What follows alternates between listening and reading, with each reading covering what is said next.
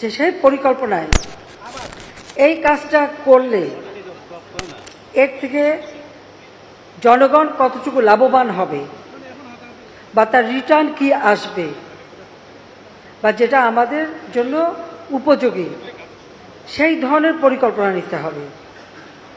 শুধুমাত্র একটা নির্মাণ কাজ করার জন্য নির্মাণ করা না হয়, এটাই আমার অনুরোধ।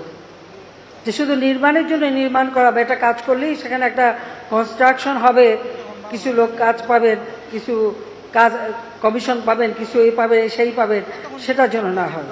এটার জন্য আমি আমার পার্লামেন্ট পার্টির এমপিদেরও নির্দেশ দিয়েছি, পার্লামেন্টে আমি নিজে বলেছি, একনেকের মিটিংয়ে বলেছি, সব জায়গায় আমি এই কথাটাই বলি। আর সেরকম যদি কোনো প্রকল্প দেখি অবশ্যই আমি তা অনুমোদন করব না। যেটা আমার দেশের কাজে লাগবে, মানুষের কাজে লাগবে, আর যে প্রকল্পটা শেষ করলে পরে তার থেকে দেশ কিছু লাভবান হবে, মানুষ লাভবান হবে, আমাদের কিছু উপার্জন হবে, সেটাই আমরা দেখতে চাই। আর সেইভাবেই পরিকল্পনা করা, এটাই আমি চাই আপনাদের কাছ থেকে।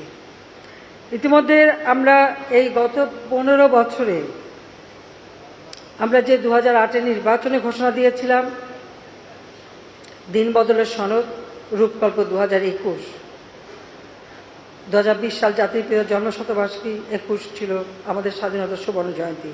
সেটা মাথায় রেখে জাতির পিতা যেখানে স্বল্পোন্নত দেশ রেখে গেছেন, তাঁরই পদাঙ্ক অনুসরণ করে দেশকে আরও এক ধাপ উপরে তুলে নেওয়া, এই লক্ষ্য নিয়েই কিন্তু আমরা পরিকল্পনা, পঞ্চবার্ষিকী পরিকল্পনা করেছি, প্রেক্ষিত পরিকল্পনা করেছি, এবং প্রত্যেকটা পরিকল্পনা আমরা পরিকল্পিতভাবে করেছি বলেই কিন্তু আজকে বাংলাদেশ সত্যিকারভাবে বদলে গেছে, বদলে যাওয়া বাংলাদেশ।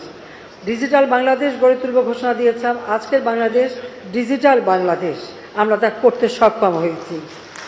আর 2021 সালেই আমরা আপনারা জানেন যে উন্নয়নশীল দেশের মর্যাদা পেয়েছি, যেটা 24 সালেই বাস্তবায়ন করার কথা ছিল, কিন্তু কোভিড-19 অতিমারী কারণে যেহেতু সমস্ত অর্থনৈতিক কর্মকাণ্ড স্থবির ছিল কয়েকটি বছর, এর পাশে রাশিয়া ইউক্রেন যুদ্ধ, স্যাংশন, কাউন্টার স্যাংশন, মুদ্রাস্ফীতি বৃদ্ধি, সব কিছুর ডলার, আমাদের রিজার্ভের উপরে চাপ, তারপরে আমরা 2 বছর সময় নিয়েছি, কিন্তু আমরা পিছিয়ে যাইনি। তবে 2 বছর সময়, এটা 24-এও আবার পরীক্ষা করা হয়েছে, আমরা কিন্তু আমাদের সেই উন্নয়নশীল দেশের মর্যাদা ধরে রাখতে সক্ষম হয়েছি। কাজেই 2026 সাল থেকে এটা বাস্তবায়ন শুরু হবে। এখন থেকে আমাদের যথাযথ পরিকল্পনা নেওয়া, সেটা আমরা নিয়েছি, কিন্তু আমাদের ভবিষ্যতে আমরা কিভাবে এগিয়ে যাব, কারণ এখান থেকে যে সুযোগগুলি আমরা পাবো সেটা যথাযথভাবে আমাদের কাজে লাগাতে হবে। আর যে চ্যালেঞ্জগুলি আসবে সেটা আমরা মোকাবেলা করতে পারবো, এবং আমরা তা পারবো, এটা হলো বাস্তবতা। কাজে সেইভাবেই আমাদেরকে এখন থেকে প্রস্তুতি দিতে হবে। ইতিমধ্যে দেশের বিদ্যুৎ উৎপাদন আমরা বৃদ্ধি করেছি। মাত্র আপনারা নিজেরাই জানেন যে 96 সালে কি অবস্থা ছিল দেশের, বিদ্যুতের জন্য হাহাকার।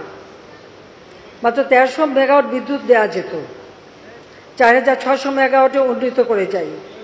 কিন্তু তারপরে দ্বিতীয়বার যখন আসি তখন কি ছিল, সেই 4600 মেগাওয়াট যে রেখে গিয়েছিলাম তার থেকে কমে 3200, আর আমাদেরই হাতে নেওয়া কয়েকটি প্রকল্প শেষ হতে 2700 মেগাওয়াট। সেইখান থেকে যাত্রা শুরু করে আজকে আমরা 28,000 মেগাওয়াট বিদ্যুৎ উৎপাদনের সক্ষমতা রেখেছি।